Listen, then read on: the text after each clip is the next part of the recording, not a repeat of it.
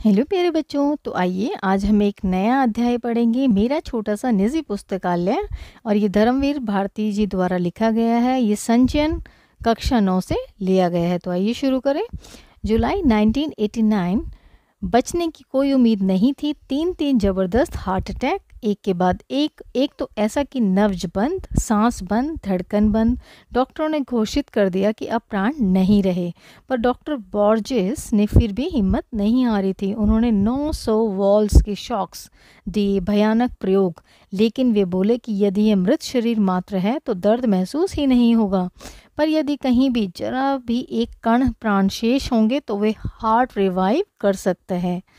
प्राण तो लौटे, पर इस प्रयोग में 60% हार्ट सदा के लिए नष्ट हो गया। केवल 40% बचा। उनमें से 3 अवरोध ब्लॉकेज हैं। ओपन हार्ट ऑपरेशन तो करना ही होगा, पर सर्जन हिचक रहे हैं। केवल 40% हार्ट है। ऑपरेशन के बाद न रिवाइव हुआ तो तय हुआ कि अन्य विशेषज्ञों की राय ले ली जाए। तब कुछ दिन बाद ऑपरेशन की सोचेंगे। तब तक घर जाकर बिना हिले डुले विश्राम करें। बहरहाल ऐसी अर्ध मृत्यु होता है अर्ध मरा की हालत में वापस घर लाया जाता हूँ। मेरी जिद है कि बेडरूम में नहीं, मुझे अपनी किताबों वाले कमरे में ही रखा जाए। वहीं लिटा दिया गया है मुझे। चलना, बोलना, पढ़ना मना। दिन भर पड़े पड़े 2 ही चीज़ें देखता। ये देखिए यहाँ पिक्चर बनी है। देखता रहता हूँ। बाईं ओर की खिड़की के सामने रह रहकर हवा में झूलते सुपारी के पेड़ के झालरदार पत्ते, और अंदर कमरे में चारों ओर फर्श से लेकर छत तक ऊंची किताबों से ठसाठस भरी अलमारियाँ। बचपन में परी कथाओं में जैसे पढ़ते थे कि राजा के प्राण उसके शरीर में नहीं तोते में रहते हैं, वैसे ही लगता था कि मेरे प्राण इस शरीर से तो निकल चुके हैं। वे प्राण इन हजारों किताबों में बसे हैं जो पिछले 40-50 बरस में धीरे धीरे मेरे पास जमा होती गई हैं। कैसे जमा हुई, संकलन की शुरुआत कैसे हुई, यह कथा बाद में सुनाऊंगा। पहले तो यह बताना जरूरी है कि किताबें पढ़ने और सहेजने का शौक कैसे जागा। बचपन की बात है। उस समय आर्य समाज का सुधारवादी आंदोलन अपने पूरे जोर पर था। मेरे पिता आर्य समाज रानी मंडी के प्रधान थे और माँ ने स्त्री शिक्षा के लिए आदर्श कन्या पाठशाला की स्थापना की थी।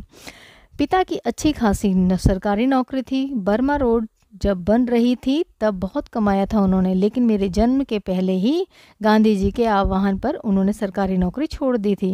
हम लोग बड़े आर्थिक कष्टों से गुजर रहे थे। आर्थिक होता है बच्चों फाइनेंशियल। फिर भी घर की नियमित यानी कि रेगुलर पत्र पत्रिकाएं आती थी। कौन कौन सी पत्र पत्रिकाएं हैं? आर्य मित्र साप्ताहिक, वेदोदम, सरस्वती, गृहिणी और 2 बाल पत्रिकाएं, खास मेरे लिए बाल सखा और चमचम। उनमें होती थी परियों, राजकुमारों, दानवों और सुंदरी राजकन्याओं की कहानियाँ और रेखाचित्र होते हैं फोटोग्राफ्स। मुझे पढ़ने की चाट लग गई। हर समय पढ़ता रहता। खाना खाते समय थाली के पास पत्रिकाएं रखकर पढ़ता, यानी कि उन्हें रुचि हो गई पढ़ने की, वो पढ़ते रहते थे। अपनी दोनों पत्रिकाओं के अलावा भी सरस्वती और आर्यमित्र पढ़ने की कोशिश करता। घर में पुस्तकें भी थी, उपनिषदें और उनके हिंदी अनुवाद। सत्यार्थ प्रकाश के खंडन मंडन वाले अध्याय पूरी तरह समझ तो नहीं पाता था, पर पढ़ने में मज़ा आता था। मेरी प्रिय पुस्तक थी स्वामी दयानंद की एक जीवनी, रोचक शैली में लिखी हुई। रोचक है मनोरंजक तरीके से, यानी कि बहुत इंटरेस्टिंग शैली में लिखी हुई थी।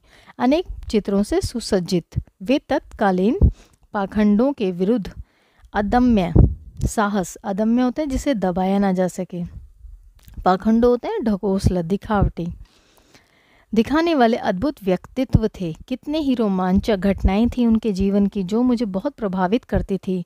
चूहे को भगवान का भोग खाते देखकर मान लेना कि प्रतिमाएं भगवान नहीं होती, घर छोड़कर भाग जाना, तमाम तीर्थों, जंगलों, गुफाओं, हिम शिखरों पर साधुओं के बीच घूमना और हर जगह इसकी तलाश करना कि भगवान क्या है, सत्य क्या है, जो भी समाज विरोधी, मनुष्य विरोधी मूल्य हैं, रूढ़ियाँ हैं, उनका खंडन करना और अंत में अपने से हारे को क्षमा कर उसे सहारा देना।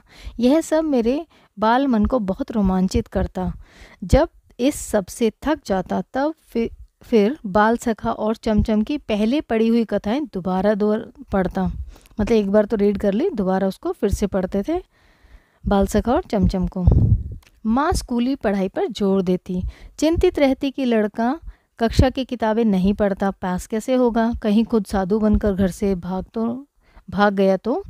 पिता कहते जीवन में यही पढ़ाई काम आएगी, पढ़ने दो। मैं स्कूल नहीं भेजा गया था, शुरू की पढ़ाई के लिए घर पर मास्टर रखे गए थे। पिता नहीं चाहते थे कि नासमझ उम्र में मैं गलत संगति में पढ़कर गाली गलौज सीखूं, बुरे संस्कार ग्रहण करूं। अतः मेरा नाम लिखाया गया जब मैं कक्षा 2 तक की पढ़ाई घर पर कर चुका था। तीसरे दर्जे में भर्ती हुआ। उस दिन शाम को पिता उंगली पकड़कर मुझे घुमाने ले गए। लोकनाथ की एक दुकान ताज़ा अनार का शरबत मिट्टी के कुल्हड़ में पिलाया और सिर पर हाथ रखकर बोले, वायदा करो कि पाठ्यक्रम की किताबें भी इतने ही ध्यान से पढ़ोगे, माँ की चिंता मिटाओगे। उनका आशीर्वाद था या मेरा जी तोड़ परिश्रम कि तीसरे चौथे में मेरे अच्छे नंबर आए और 5वें में तो मैं फर्स्ट आ गया, यानी कि 5th क्लास में फर्स्ट आ गए। माँ ने आंसू भरकर गले लगा लिया। पिता मुस्कुराते रहे, कुछ बोले नहीं। चूँकि अंग्रेजी में मेरे नंबर सबसे ज़्यादा थे, अतः स्कूल से इनाम में 2 अंग्रेज़ी किताबें मिली थी। एक में 2 छोटे बच्चे घोंसलों की खोज में बागों और कुंजों में भटकते हैं और इस बहाने पक्षियों की जातियों, उनकी बोलियों, उनकी आदतों की जानकारी उन्हें मिलती है। दूसरी किताब थी ट्रस्टी द रग, जिसमें पानी के जहाज़ों की कथाएं थी, कितने प्रकार के होते हैं, कौन कौन सा माल लाते हैं, कहाँ से लाते हैं, कहाँ ले जाते हैं, नाविकों की ज़िंदगी कैसी होती है, कैसे कैसे द्वीप मिलते हैं, कहाँ व्हेल होती हैं, कहाँ शार्क होती हैं। इन 2 किताबों ने एक नई दुनिया का द्वार मेरे लिए खोल दिया। पक्षियों से भरा आकाश और रहस्यों से भरा समुद्र। पिता ने अलमारी के एक खाने से अपनी चीज़ें हटाकर जगह बनाई और मेरी दोनों किताबें उस खाने में रखकर कहा, आज से यह खाना तुम्हारी अपनी किताबों का, यह तुम्हारी अपनी लाइब्रेरी है। यहाँ से आरंभ हुई उस बच्चे की लाइब्रेरी। बच्चा किशोर हुआ, किशोर मतलब बड़ा। स्कूल से कॉलेज, कॉलेज से यूनिवर्सिटी गया, डॉक्टरेट हासिल की, यूनिवर्सिटी में अध्यापन किया, अध्यापन छोड़कर इलाहाबाद से बम्बई आया, संपादन किया। उसी अनुपात में अपनी लाइब्रेरी का विस्तार करता गया। पर आप पूछ सकते हैं कि किताबें पढ़ने का शौक़ तो ठीक, किताबें इकट्ठी करने की सनक क्यों सवार हुई? उसका कारण भी बचपन का एक अनुभव है। इलाहाबाद भारत के प्रख्यात शिक्षा केंद्रों में एक रहा है। प्रख्यात होता है फेमस।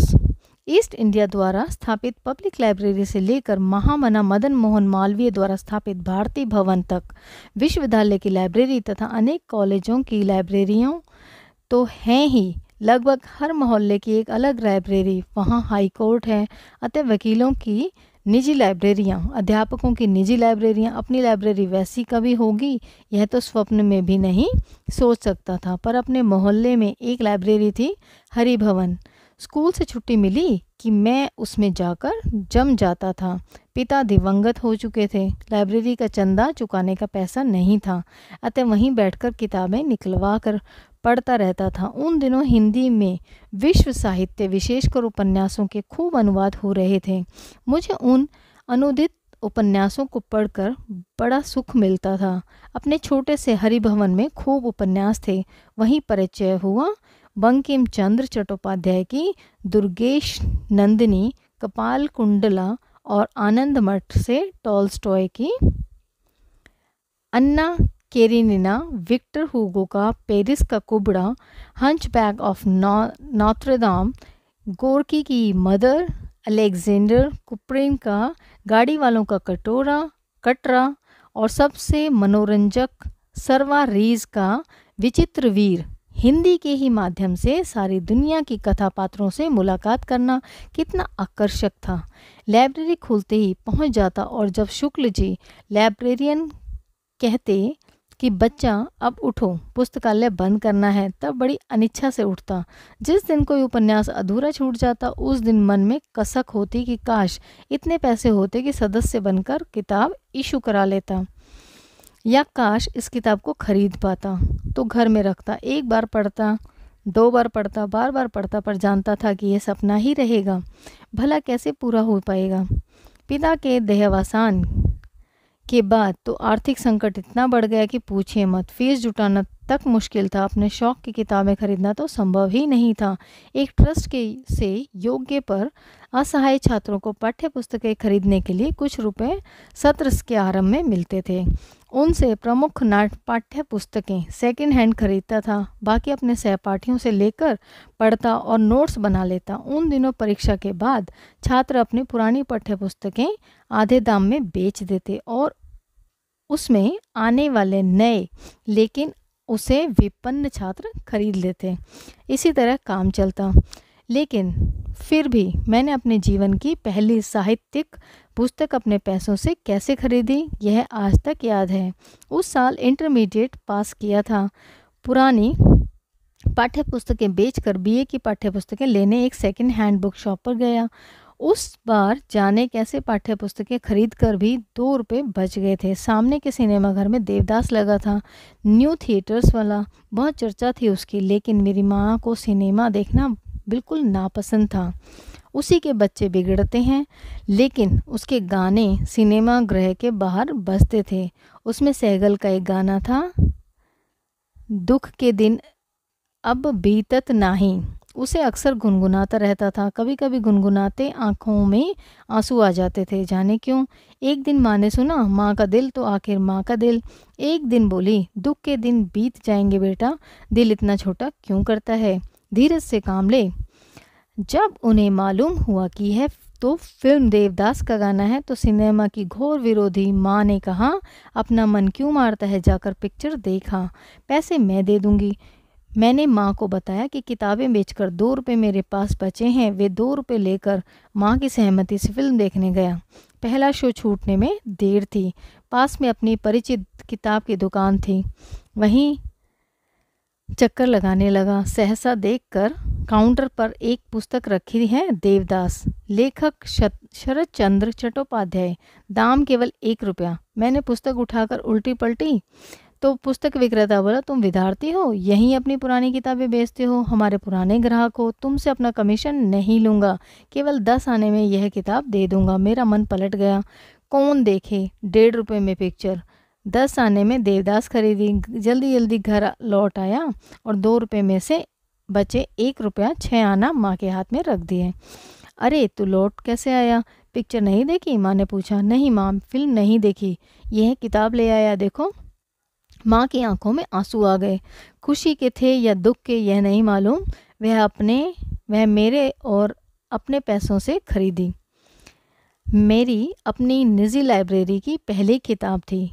आज जब अपने पुस्तक संकलन पर नज़र डालता हूँ, जिसमें हिंदी अंग्रेजी के उपन्यास, नाटक, कथा संकलन, जीवनियाँ, संस्मरण, इतिहास, कला, पुरातत्व, राजनीति का हजारहा पुस्तकें हैं, तब कितनी शिद्दत से याद आती है अपनी वह पहली पुस्तक की खरीदारी।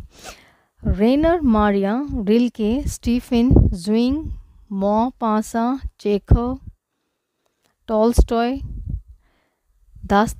दास्तोवस्की, Mayakovsky, Solzhenitsyn, Stephen Spender, Auden Ezra Pound, Eugene O'Neill, Jean Paul Sartre, Albert Camus, Ionesco के साथ Picasso, Bruegel, Rembrandt, Hebbar, Husain तथा हिंदी में कबीर, तुलसी, सूर रस खान, जायसी, प्रेमचंद, पंत, निराला, महादेवी और जाने कितने लेखकों, चिंतकों की इन कृतियों के बीच अपने को कितना भरा भरा महसूस करता हूँ। मराठी के वरिष्ठ होते हैं बहुत बड़े कवि विंदा करिंदीकर ने कितना सच कहा था कि उस दिन मेरा ऑपरेशन सफल होने के बाद वे देखने आए थे। बोले, भारती, ये सैकड़ों महापुरुष जो पुस्तक रूप में तुम्हारे चारों ओर विराजमान हैं, इन्हीं के आशीर्वाद से तुम बचे हो। इन्होंने तुम्हें पुनर्जीवन दिया है। मैंने मन ही मन प्रणाम किया, विंदा को भी और इन महापुरुषों को भी। तो बच्चों, ये था आपका चैप्टर मेरी निजी पुस्तकालय। मुझे आशा है ये आपको ज़रूर समझ में आया होगा। Thank you for watching.